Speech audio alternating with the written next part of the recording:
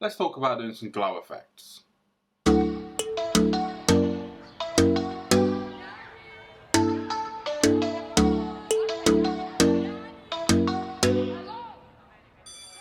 So, as you may notice, trimmed the beard, looking a lot more fresh, and I've got new glasses. This is fun.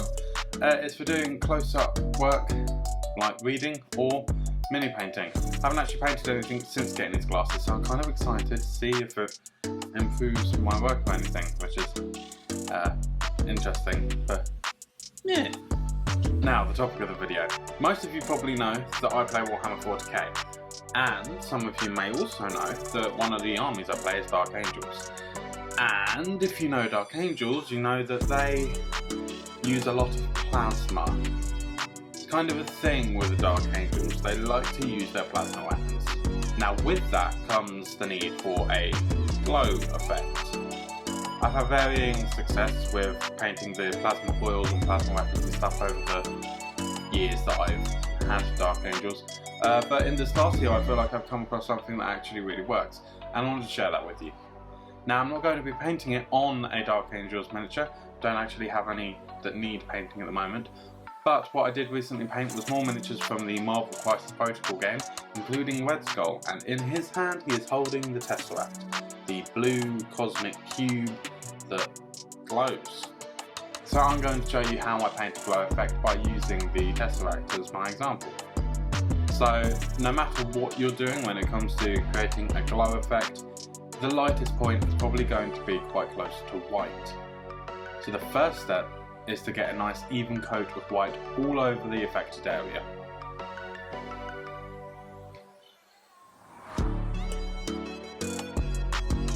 Secondly, you want to get the colour that you want this item to read as and thin it down.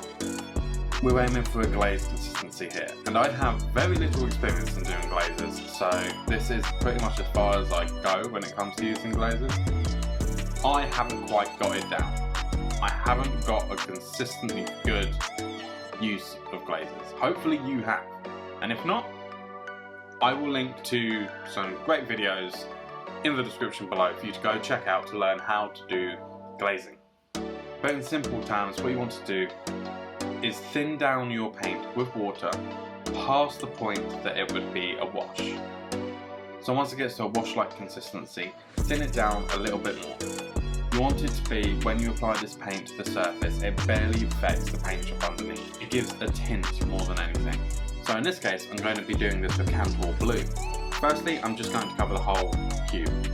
As you can see, the white is definitely showing through still, and it's now just got a light blue tint to it. Hi there, mini painting enthusiast! I just wanted to let you know that I have a Patreon campaign where you can get looks behind the scene and early access to these YouTube videos. If you want to support me from as little as £2 a month and help keep this YouTube channel going, then please head to the Patreon description in the link below. Please head to the Patreon link in the description below. What an idiot! The second thing I'm going to do is, if we look at reference images of the tesseract, the corners and the edges are normally a darker blue.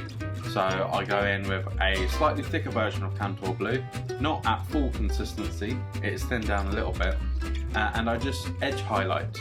It's pretty strange doing reverse edge highlighting. So instead of making them much brighter, I'm making them darker in this instance to make the inside, the centermost point of the cube, look a lot brighter.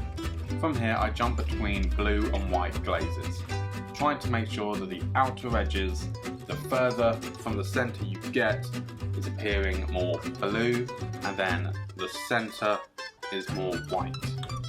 And I try to create an uneven texture on the surface. The thing with the tesseract is it looks like there's a tiny galaxy inside, swirling about. It's not a flat colour, there's depth, there's movement. So that's exactly what I need to try and create. I do this by stippling white in the middle. It takes some time, but eventually I will land somewhere that I'm happy with. But does it look like it's glowing? Or does it just look like a weird blue-white cube? To make it look more like it glows, I go and use that blue glaze, and I start to put it on the Red Skull's fingers, up his sleeve, and even a little bit on his face. doing this, tints those already painted areas with the colour of the Cosmic Cube, which would suggest that the light being emitted from it is reflecting off his skin and jacket. Now, if you're painting a plasma weapon, what you want to do is exactly what I've just done. Use glazes, but the white area where you want the glow to be emitting from should be in the lower portion of the plasma foils. So it looks as if though the heat is coming from within the gun, and then keep your colour concentrated at the top. And it's worth noting you can do this with any colour you want. In the past, on my Fiston commission, I did it with an orange colour on his little plasma pistol. And for all of my Dark Angels, I tend to do purple plasma foils. There's not much to this technique. It's just thinning paint and jumping between white and your colour. It takes a bit of time, it really does, to get a nice smooth transition, but it can look really good. And by having a high contrast between your white and your darker colour, it really creates a proper glowing look.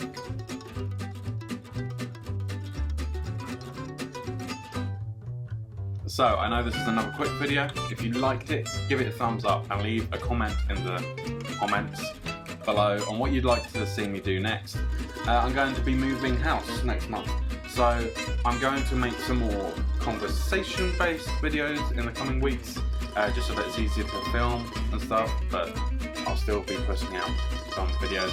So leave any suggestions of what you'd like me to talk about in the comments below.